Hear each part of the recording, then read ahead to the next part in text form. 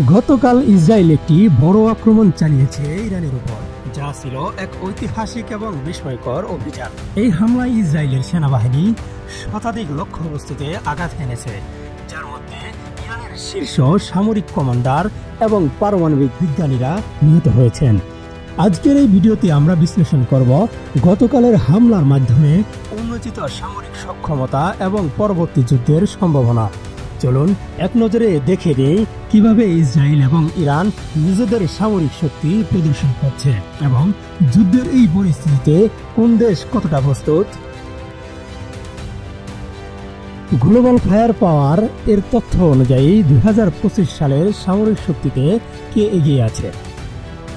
সামরিক ranking global fire পাওয়ারের তথ্য মতে ইসরায়েল 15তম স্থানে রয়েছে আর ইরান রয়েছে 16তম স্থানে।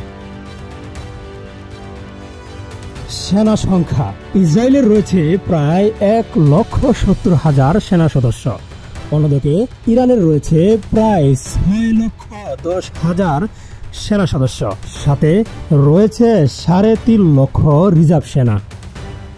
বিমান বাহিনী ইসরায়েলের রয়েছে অত্যাধুনিক 600+ যুদ্ধ বিমান, তার মধ্যে উল্লেখযোগ্য হচ্ছে F-35, F-15, F-16 যুদ্ধ বিমান।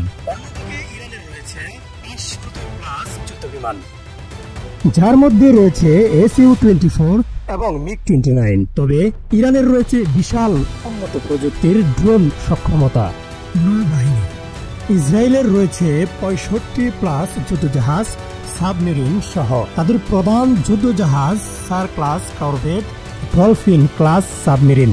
পারমাণবিক সাবমেরিন রয়েছে ইসরায়েলের হাতে, যেটা ডলফিন ক্লাস। অন্যদিকে ইরানের রয়েছে 200+ যুদ্ধজাহাজ, সাবমেরিন সহ। তাদের প্রধান যুদ্ধজাহাজ খারেজ ক্লাস, আলভেন ক্লাস করবেট। তাদের পারমাণবিক সাবমেরিন নাই, তবে উন্নতির মধ্যে রয়েছে।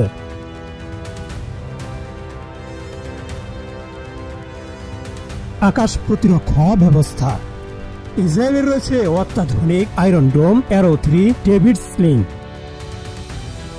অন্যদিকে ইরানের রয়েছে বাভার 373, খুরদাত 15 ম্যানপ্যাডস প্রতিরক্ষা ব্যবস্থা, রকেট ও ড্রোন শক্তি।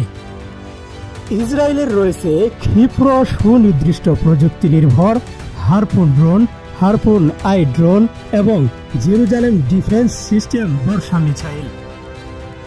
অন্যদিকে ইরান রকেট ও ড্রোন শক্তিতে বিশ্বের অন্যতম পরাশক্তি। তাদের হাতে রয়েছে উন্নত প্রযুক্তির শাহেদ ড্রোন।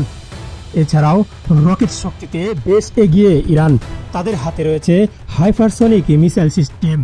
তার মধ্যে অন্যতম হল শিহাব-3 ফাতেহ মিসাইল। পারমাণবিক অস্ত্র ইতিমধ্যে ইসরায়েলের হাতে রয়েছে 80+ ওয়ারহেড।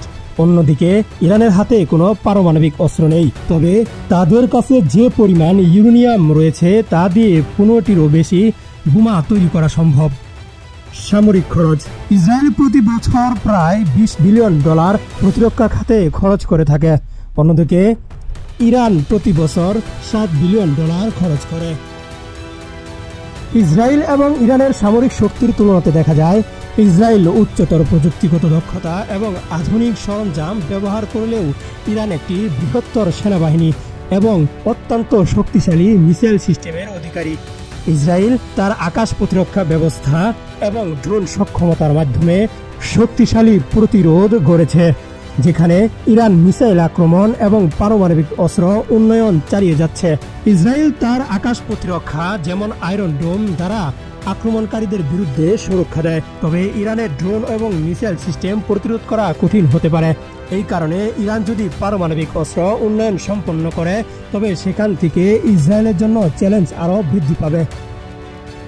ইরান এখনও পারমাণবিক অস্ত্র উন্নয়ন প্রক্রিয়ার মধ্যে থাকলেও তাদের মিসাইল এবং ড্রোন প্রযুক্তি বিশ্বব্যাপী অনেক শক্তিশালী হয়ে উঠেছে।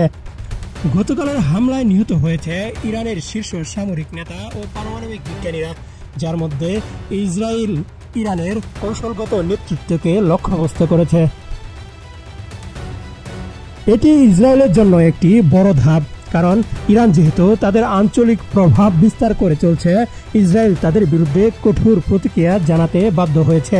এই হামলা শুধু সামরিক শক্তির লড়াই ছিল না, বরং কৌশলগত এবং রাজনৈতিক সংকটও ছিল। ইসরায়েল ইরানের পারমাণবিক সক্ষমতা ঠেকাতে চাচ্ছে এবং এই হামলা তার অংশ। ধন্যবাদ মুক্তধ্বনির সকল দর্শককে। আমাদের সাথেই থাকুন, ভিডিওটি শেয়ার করুন, আরও আপডেট পেতে সাবস্ক্রাইব করতে ভুলবেন না।